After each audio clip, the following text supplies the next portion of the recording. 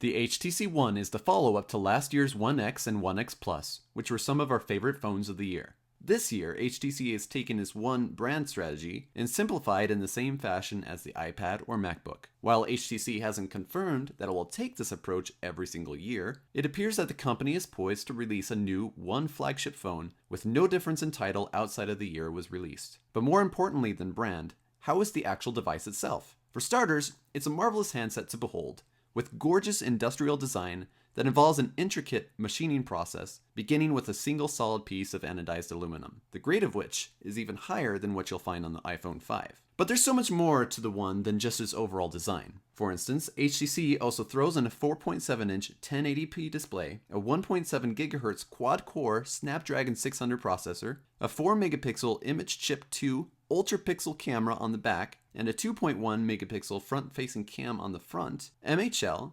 NFC, DLNA, dual-band Wi-Fi with AC support, Bluetooth 4, 2 gigs of RAM, an infrared blaster, a 2300 mAh battery, your choice of 32 or 64 gigs, and plenty of other top-of-the-line specs. The One follows the pyramid design strategy that we've seen on the Windows Phone 8X and the Butterfly. This process stacks the largest components up front in a pyramid fashion, which allows the phone to be thinner and offer a sleek and natural curve in the back that makes it easy to hold in our hands. As we mentioned earlier, the entire phone was crafted out of a single block of aluminum, with polycarbonate injected into the edges and 2 major strips on the back. It looks elegant and classy, and it also makes us a little less worried about its durability if we were to drop it. The display is covered with Gorilla Glass 2, and 1080p movies on that display look absolutely phenomenal. Also up front, you'll notice a set of boom sound speakers both on top and bottom. These speakers are set up for a solid stereo experience while you're watching movies or even just listening to music or taking calls on loudspeaker. They're capable of blasting Beats audio, which results in a much fuller sound than anything we've heard on a smartphone yet. The power button on top doubles as an infrared receiver and transmitter, so you can use the One as a remote. Additionally, the micro USB port on the bottom can be used for MHL, so you can hook your phone up to any HD TV and watch movies straight from the device. Another huge change on the One is the way that it handles its imaging. HTC has come up with what it's calling an UltraPixel sensor, which basically means each pixel is much larger than the standard phone camera, which thus is capable of taking in more light. In order to do this, HTC needed to drop the resolution down to 4 megapixels, which means that when you zoom in on a picture, you have less pixels and, well, fewer details. Daylight images still look very crisp when you view them at regular size though. The One also features optical image stabilization and a lower aperture than most cameras. As you can imagine, this makes low light shots look absolutely stunning because they're able to grab so much errant light. The HTC One is now our go-to device anytime we need to take the best possible pictures from a smartphone. The One can also take 1080p video, and you can record it using HDR as well if you prefer. But one of the most interesting parts of what the camera can do is Zoe. Short for Zoetrope, this lets you take several burst shots and a 3-second 1080p video at the same time. And the One puts it all together into a cool little 3-second clip that's viewable on your phone. And it can be uploaded and shared with family and friends. Think of them as those moving pictures seen in Harry Potter. While it doesn't sound all that useful at first, we actually found some clever uses. For example, the phone can take all of your Zoes and still shots from a specific event or date.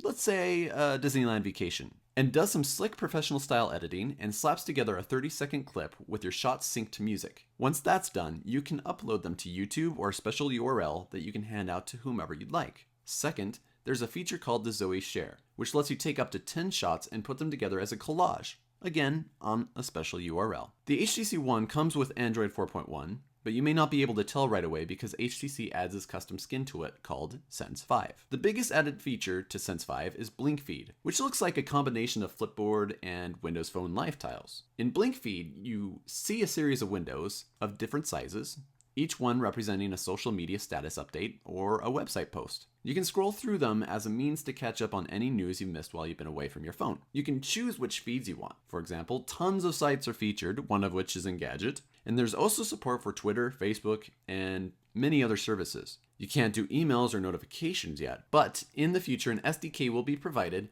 which will hopefully allow these activities and make it even more useful to power users. The sad news is, it can't be completely disabled, but at least you can change the default homepage so it doesn't pop up all the time. Sense 5 also features a modernized font and a sleek new look all the way around, including a new app tray with vertically scrollable grids, the ability to change grid size, and the option to place apps in folders. You'll also find a new kid mode that lets your kids use your phone without you worrying about important information getting deleted or moved around. Overall performance was great thanks to the quad-core Snapdragon 600 chipset. Everything looked incredibly smooth with no lags or stutters. Gaming was definitely an enjoyable experience as well, with graphic-intensive titles like Shadowgun, Riptide, and Real Racing 3 running with few, if any, frame skips. It almost feels as though we're playing on a console. Overall, the HTC One is one of the best phones we've reviewed to date. It's crafted exceptionally well, the display is beautiful to look at, the camera is much better than the megapixel count says, and it performs like a charm. We also like most of the firmware, though we're still not convinced that blink feed is worthwhile. This is Brad Mullen with Engadget, and if you're interested in learning more about the One, our review goes into a lot more detail.